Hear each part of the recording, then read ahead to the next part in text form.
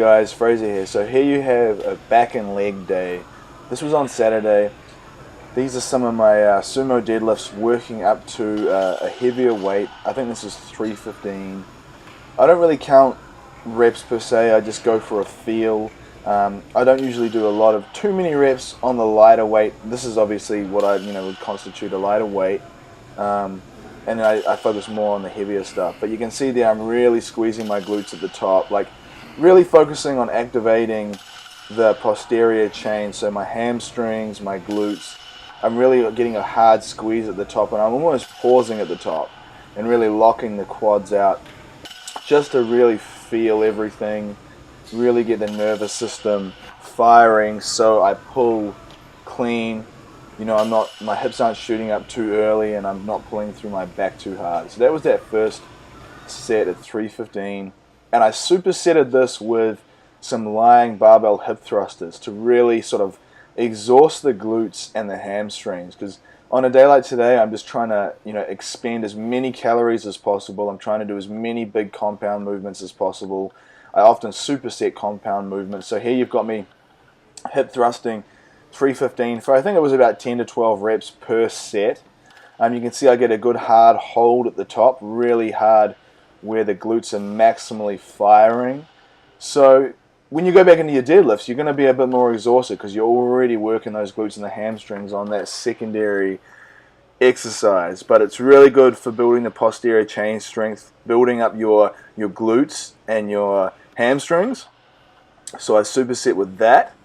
And this is my next working set. So I went on and I did some biceps at the end there, but I didn't put this in here because I couldn't find the video. But this is my next working set. This is 405. I think I did 405 for 10. Pretty happy with the way I lift. All in all, it's not bad. It's reasonably clean. Really squeezing on the glutes, focusing on a hard pull. I do bounce the weight off the ground, but that's more than anything just to get the reps out. I just want to put lots and lots of tension on the muscle. So I'm doing that intentionally. And here again, I'm supersetting with hip thrusters. By this time you can see I'm getting a pretty solid sweat on there. And that's how it should be. When you're doing stuff like this is like cardio as well.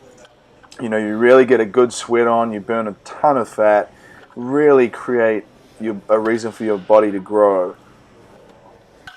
So again, hip thrusting for about 10 to 12 reps. After I've done that 405, I only rest for literally probably about 20 or 30 seconds before I go into this set. So I'm already semi-exhausted when I've come into this, but this is just to really burn out that glute and posterior chain. And I found that it's helped my deadlift. When I've done these, my deadlift has gone up because just through that posterior chain, that lower back, glute, and hamstring tie-in really helps. So this is 500, about 226 kilograms, I think. You can see I use figure 8 lifting straps. I'm not a powerlifter per se, so I'm not really overly concerned with my grip strength. More than anything, I just want to create lots of muscle tension. So that came up easy. This isn't close to my max weight. I didn't go heavier than this today because sometimes I just feel like I want to get out a little bit more volume. My stance is reasonably wide. It's not right out to the plates per se, but it is wider than the conventional stance.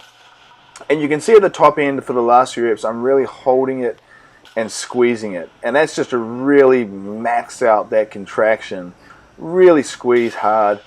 So that was my fourth working set, and I think I went on and did another 1 or 2 sets on that, and then I went on to do some weighted chin-ups, weighted narrow grip chin-ups. With this one I was using a 45-pound plate, so that's about 20.5 kilograms. And I was aiming for about sort of 6 to 8 reps on this, just focusing more on quality and really slowing the eccentrics on the way down. As you can see, I'm really slowing them down. And then I did a couple of jump ups. So you can't see me on the box there, but I actually jumped up from a box and I control the weight down just to really, really burn out the lats on the eccentric portion of the movement. So then I went on and I supersetted those weighted chin-ups with some lat pull downs on the wide grip. I mean, there you can see I'm absolutely busting out a sweat. It's kind of nasty, but hey, what can you do? You know, when you train hard, you're gonna sweat a lot. And I was already exhausted doing these because I'd already done those weighted chin-ups. But you can see there, I dip my head through when the bar comes up, and that's to really focus on that lat squeeze. So I'm doing a drop set here as well. I just dropped the pin. I think I went from 250 pounds down to 180 pounds. Watch how I dip my head through once the bar goes above my head. That's to really just focus on the squeeze, and really target the lats and not that sort of front shoulder and stuff like a lot of people do. So here I'm just pumping some blood into the lats with that drop set. It's really burning by now. Couple more reps, and then I went on and I supersetted with some standing rope hammer curls. So I did weighted chin-ups, pull down drop set, and then finished with some hammer curls, because obviously, you know, your biceps are doing a lot of work when you're doing chin-ups. So this is just to really hit the isolation at the end and just really burn out the biceps as a secondary movement. So you can hear I'm drop setting this as well. So I went, I think, about 140 pounds down to about 100 pounds. Really focusing hard on the squeeze at the top. That's the thing, is you want to really get max contraction when the muscle is short. So when the muscle is short, that's when you're contracting the most, and that's what you want to focus on them with that squeeze. So you saw that there. So that's that set done. And then I went back and I did another set of weighted chin-ups with the same weight. And then I went on to do some pull-downs. You can see I'm wearing a belt there. My lower back was starting to fatigue out when I was doing all this stuff, you know, from all the deadlifts and all the hip thrusters. And I could feel it when I was doing some pull-downs. So I just put that in there just to kind of support that. I don't always wear that, but on this set, I think I did the full stack for the first drop set. And then I drop set it down. So you can see I dip my head forward. So try that next time you're doing a pull-down, to dip your head through as you're raising the weight up. You'll find that it really starts to stretch the lats out as much as possible. So you want to focus on max contraction, but you also want to focus on a max stretch as well. So you really want to get maximum range of motion. That's what you're looking for, range of motion more than anything. So you see here, I'm really just trying to get the last few reps out, really heading close to failure on this one. And then I finished with some squat rack lunges. So normally I'll do, you know, I might do some walking lunges, but sometimes I want to go a little bit heavier. Here I'm using 225 pounds. And I did each leg, so I did one leg at a time. And I actually did some drop sets on here, but I didn't video it. So I went down to 135 pounds after this. I started on my right leg. I should have probably started on my other leg, because I find that my left leg is slightly weaker than my right. You can see the way that I sort of lunge. It's not as controlled.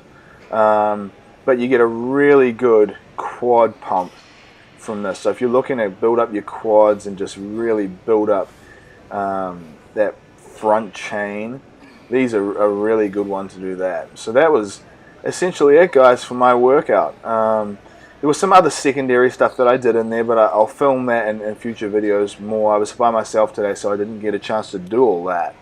And then after this workout, Lauren's going to jump on the video and then talk about, she was at the farmer's market while I was here, so she's going to talk about that stuff.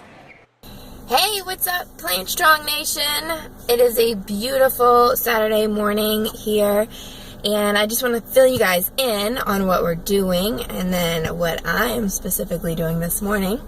So Fraser and I have decided that we really want to, now that we've got the Plain Strong Evolution membership site kind of solid and that's rocking and rolling, we want to spend some more time really on our YouTube channel, which is exciting. We really enjoy doing that stuff. It's just hard for us to often remember to do videos. Like, I can't tell you how many times I've like filmed 1 or 2 little short videos during the day and then forget to do anything else for the rest of the day, and it just sits on my phone or my camera and it never gets uploaded, and then nobody ever sees it.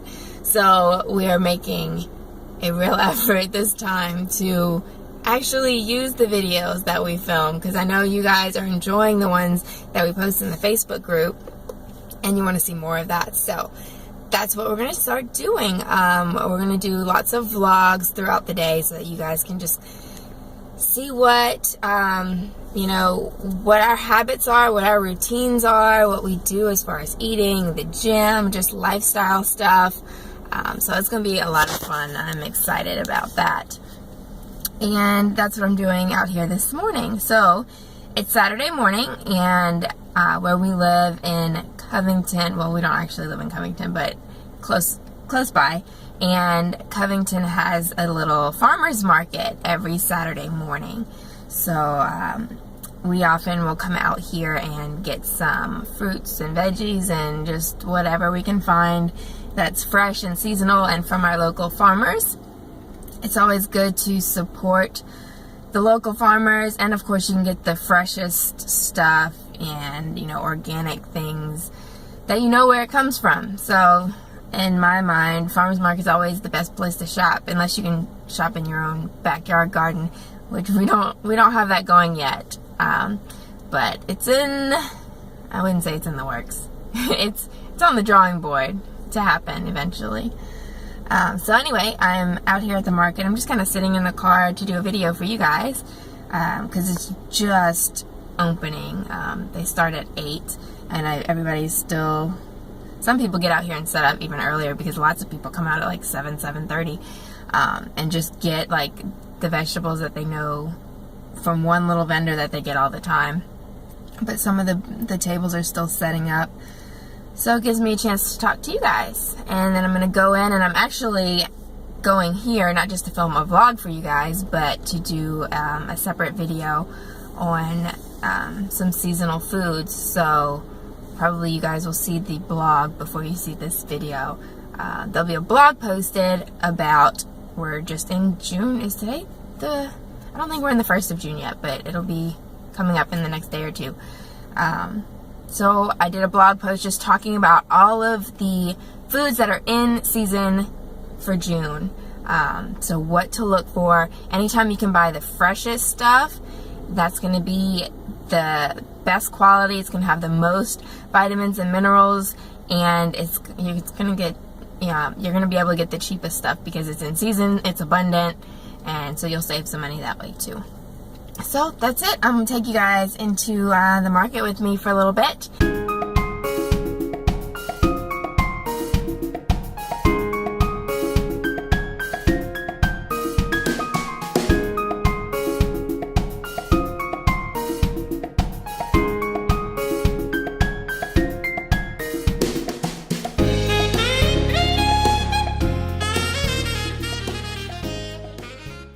Blueberries.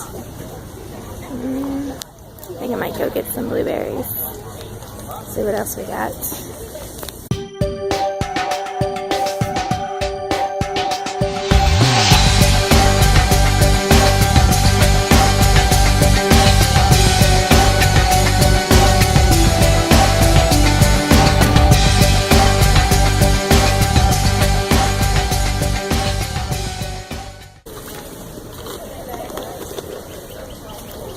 Hey. What are these? Those are zucchini. They're just in the form of a ball. They're called an 8-ball zucchini. Cute. But they taste the same. I said it looks exactly like a zucchini, Yeah, but that's what it is. that's neat. That's what it is. A lot of people take them and they cut them in the big medallions to grill them. It's a lot easier. That's a cool idea. How much for a basket of those? $3. Okay. Let me get one of those. Okay. You want a bag for? I didn't get too much today compared to what I normally do because our fridge is full of food already. I need to go clean it out. But I got some of those really cool little zucchinis. I forgot what she called them. I have to go back and watch my own video. Look how cute these are. They're like little round pumpkin zucchinis. I really wish, like I was thinking when she said you can slice it up and grill them, I was like, that's really cool, like a zucchini steak. But I was thinking of 4th of July, but we still have a long way to go for that. But Father's Day, I don't know if that's this weekend coming up. I don't know if they'll last that long. But that'd be a really cool idea. So we'll definitely try that with them. Maybe we'll go over to my dad's. He's got a nice grill, and we'll chop these cute little guys up and grill them outside. So that's an awesome idea, you guys, for summer, when you're missing just that nostalgia of like grilling outside on the grill. You can still do awesome things like this. You can grill veggies. You can make veggie kebabs, which is actually what we're talking about doing for 4th of July. You can grill little zucchini steaks if you can find some of these cool little round zucchinis. I think my dad's going to fall in love with these. He's going to have to look for a plant to grow these, I know. And then I got some blueberries, because we buy blueberries all the time. Fraser likes them, especially in his nice cream and his granola. So the local blueberries are the best. And we actually have a blueberry farm out here that you can go like pick bucketfuls. I think you pay like one rate for the day and you just go pick as much as you want. So we're definitely going to go do that soon. I think they just opened, because now their fields are full for the season. So they just opened. We're going to go make a day and do that. And the good thing about these is that you can buy them and freeze them. So like when you go, we'll eat these right away, but when you go to the farms and pick bucketfuls, you can just freeze them down and have them all year long. One little tip is just don't wash them before you freeze them. Freeze them first, wash them when you're ready to use them, and defrost them. That'll keep them better. All right. I went to Walmart because I got some good stuff. I got my pens. These are the ones that I like.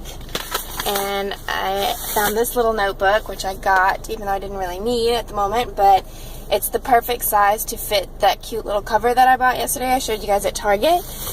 And even though I really wanted that yesterday, I almost didn't buy it because I was afraid of the size. I was like, I'm never going to be able to refill this with another notebook. It's a kind of an uncommon size. It's thinner than most of those other small ones.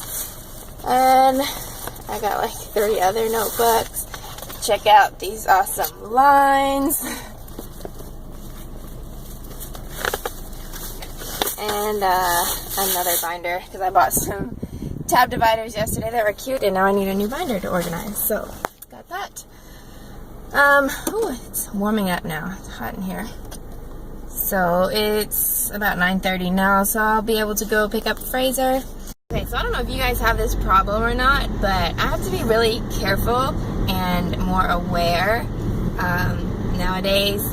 It's almost like more so the longer I'm vegan that I have to be more careful of myself, because I'm finding that it's just so like natural for me now to be vegan that when I think of milk, I think coconut milk, almond milk, whatever. Like, I don't even think of animal product milk.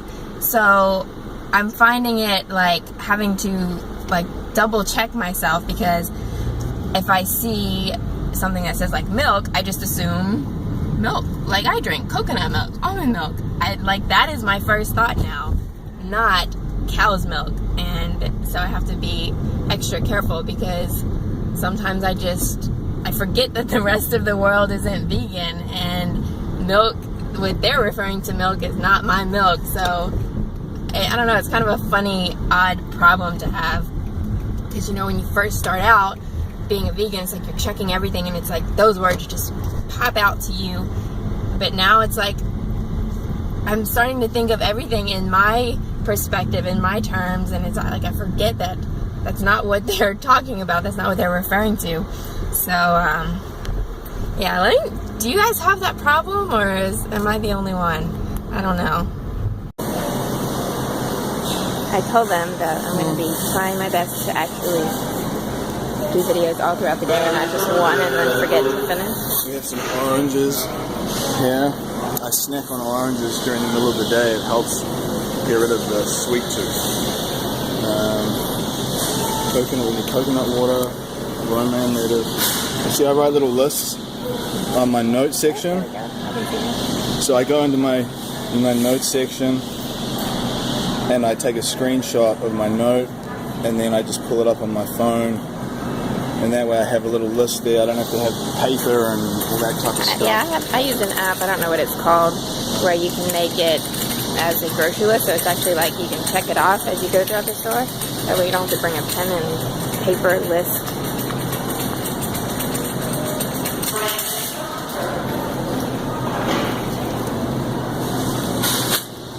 romaine. Lettuce. I like that because it just adds a lot of hydration. There's so much water in it, so it adds a lot of hydration to the food you eat. Falafel. Eggplants are in season right now too. They're real cheap. They had some huge ones at the market. I've already got one in the fridge.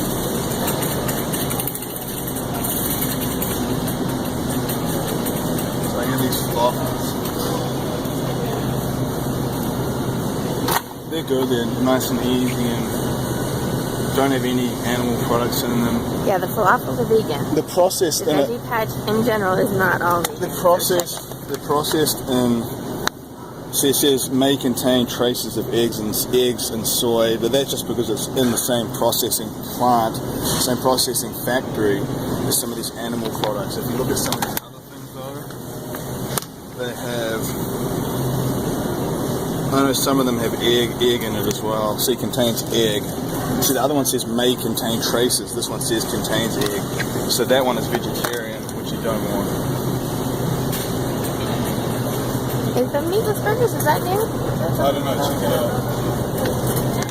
Yeah, some of these things don't, you have to read the labels because some of the same brands will have vegan options. It has egg whites in it. Yeah.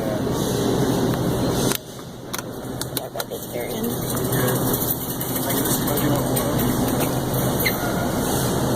It's on special at the moment, so that's a pretty good deal there.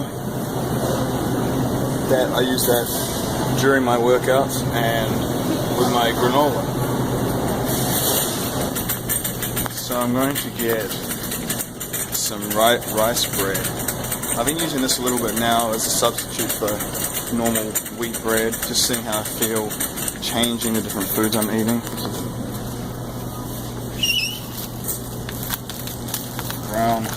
Brown rice loaf, wheat-free, gluten-free, dairy-free. It's got a little bit of ingredients in it: filtered water, brown rice, rice flour, tapioca starch, pear juice, yeast. Mrs. Dash, I use this on a lot of cooking and stuff that we use. It's all on sale at the moment. It's more of like a bodybuilder's rose seasoning because it's just very clean, low sodium. I use it just because I think it tastes good. And you can mix and match your seasonings and things so you can get creative, so you're not always using the same flavors every time you make something, you know. I think changing flavors of your food is important to keep things interesting. This is the granola here. I tend to add stuff to my granola, so I'll use this one. This Ezekiel 49 cinnamon and raisin. This is pretty clean stuff. It tastes very plain if you have this by itself. It's got organic sprouted wheat, organic raisins, organic malted barley, organic sprouted millet, organic sprouted lentils, organic sprouted soybeans, organic sprouted spelt, sea salt, organic cinnamon. And it's got 7 grams of protein per serving.